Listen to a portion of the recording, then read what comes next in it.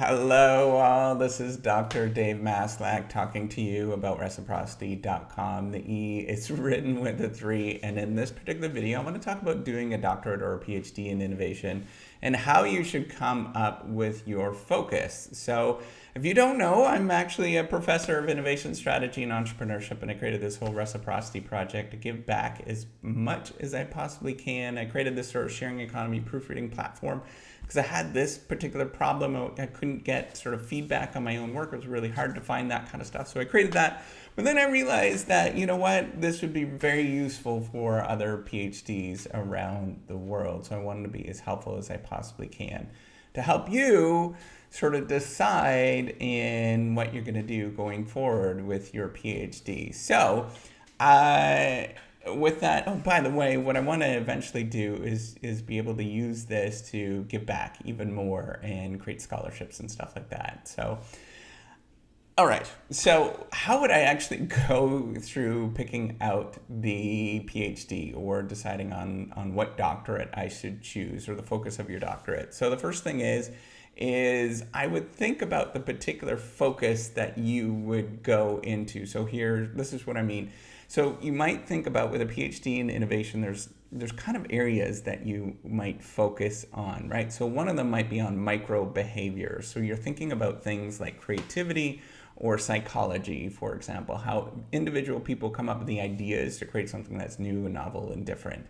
So for example, this whole reciprocity project, you know, it evolved over time, and this might be something that's interesting to sort of study, right? Like, how does this actually happen, and why am I actually creating this sort of thing to help out others? That's kind of a weird, kind of strange thing to study. It's a wonderful thing to study, and there's lots of people doing this kind of stuff. And you could also study, you know, what's the impact of me not getting any success and stuff like that, or, you know, if this becomes very successful, why does it actually become successful? You know, all sorts of different topics like that are really kind of interesting at the sort of psychological level that haven't been studied and frankly are poorly studied up to this moment.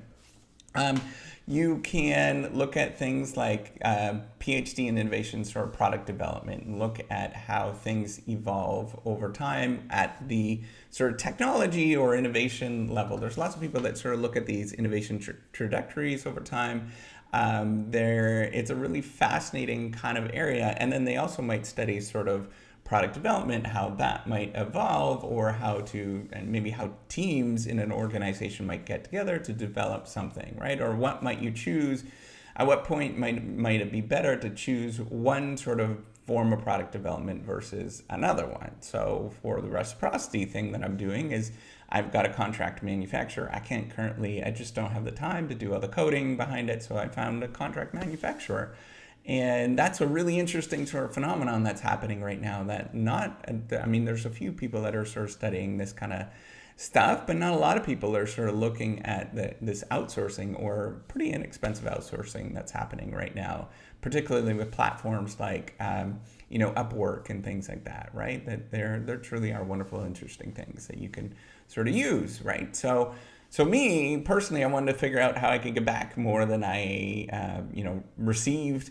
And I thought, well, if I give a portion of my total salary to create something like this, it could be a lot bigger than what I would hope. And then I can sort of open it up and allow researchers to do A/B testing on it and, you know, really make it an interesting, fun thing that nobody else currently has. And I'm giving back, and as well as solving a large sort of problem that we all have with improving our writing, right? So it's really fun and to be able to do that.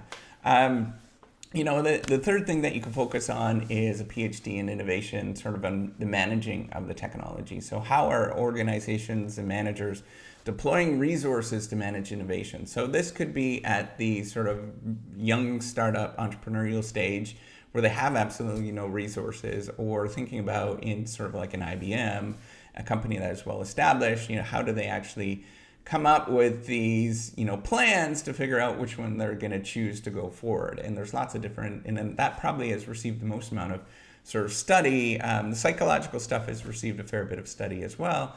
but it has received a lot of study. That's probably more along my area, so I probably know that area a little bit more, so I'm probably biased.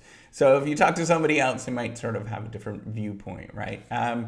So once you've sort of thought about these kind of things that you're going sort of more of the micro or, maybe product development kind of things, or on the innovation side, or managing, how do firms or managers actually come up with that? How do they manage technology and innovation? Then I would just ask you to go read a couple of books. In fact, read one or two books in each one of these areas. Is kind of sort of the micro side, or the innovation side, or sort of managing the innovation itself side. And you can even go further and sort of think about the macro economy. And there's lots of people, it'd be more like in maybe it's in economics or sociology or something along those lines. They might sort of, or political science, they might study it in a bigger, broader sense.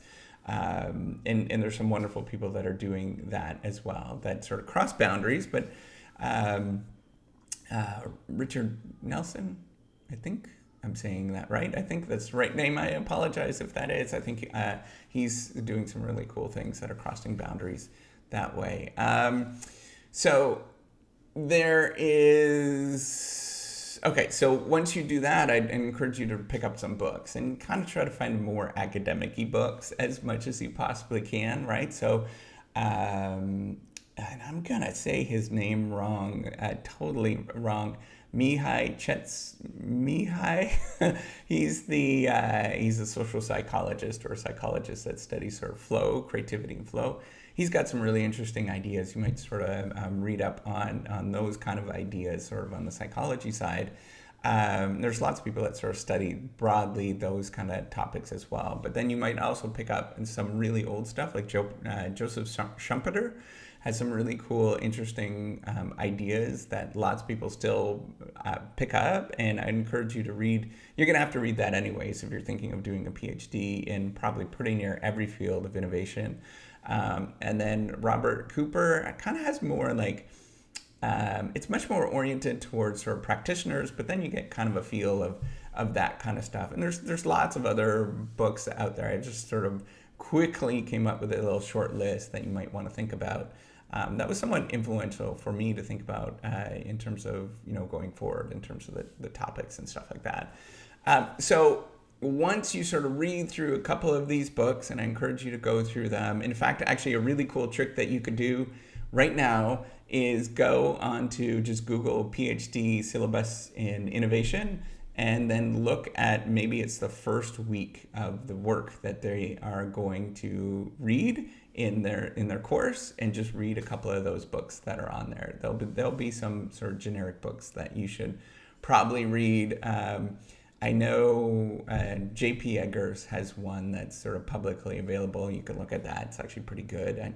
I referred to that myself. And a couple of the folks at MIT, I think they have a couple of them as well. You could check out those that are publicly available, that are pretty useful. And they all have different takes. And then once you sort of figured out that, once you sort of narrowed it down a little bit more, then you could pick out the discipline that you might want to think about, right? And the discipline, I mean, like, are you thinking of doing sort of marketing? Are you thinking of doing organizational behavior? Are you thinking of doing strategy, for example, in my field? All of those they have different fields and they have different takes on them. So strategy is going to be much more boundary spanning and doing more cross-disciplinary stuff, and that's kind of the norm. Marketing is probably going to be leaning more towards psychology. And they also do a little bit of strategy stuff as well. And then, if we're organizational behavior, it's going to be a lot more psychology or industrial psychology. And the strategy folks kind of, they cross boundaries in sociology and psychology, and as well as economics. But probably the dominant fields right now are economics and sociology and strategy. Those are the big things that are pretty influential in our field. So you can sort of get a feel of that. And then once you have that, once you sort of thought about, I kind of like this or whatnot, then you quickly narrow down the number of potential researchers that you can sort of look at, or their schools that you could look at. And I probably wouldn't contact them. You could if you're in the area, but what I would do is just apply their schools and say that you're really interested in those particular topics. Thinking about it in this way, right? Like, why are you choosing to go into a PhD in organizational behavior to study innovation versus doing a PhD in managing technology or product development? And you could actually use that in kind of like your letters, right, where you're writing, or a statement of interest, because then it sort of gives you an idea of that you are a little bit more deeper along in the path, where you're saying, I really like this versus these other kind of topics. And here's why, right? So you're doing kind of a comparison, and you're thinking about, and here's why. You hear that sort of terminology a lot, and that's actually important to sort of think about why you're actually choosing that. It's actually a rich way of doing it. And you're going to be it's going to give you an edge, I think, if you sort of think about it that way. And if you just kind of do some broad reading at the beginning before you jump in and sort of pick the particular field. I wish I would have done that when I was 24, when I was 23, 24, when I started thinking about doing a PhD. Really young, but I wish I would have had just taken a couple of months to think about that a little bit more. I still probably would have chosen strategy. I really like the field. Very interesting stuff, but at the same time, I probably was a little bit more haphazard than I would have liked to choose to go into those particular fields versus thinking about it a little bit more broadly and going into these different ways. You might also think about innovation in finance, for example. There's or innovation in accounting. They would love those kind of topics and think about it. You'd have probably do a little bit more cross-boundary spanning that way, where you are, so your major is in accounting, but then you take some innovation courses and things like that. So hopefully that helps you. I hope it does. And if it does, give me a thumbs up. I do appreciate it. Do subscribe to the YouTube channel and try to be as helpful as I possibly can. Again, it's because so many people have helped me along the way, so I want to be as helpful and giving as much as I can at this moment. All right, take care and have a wonderful day. Bye.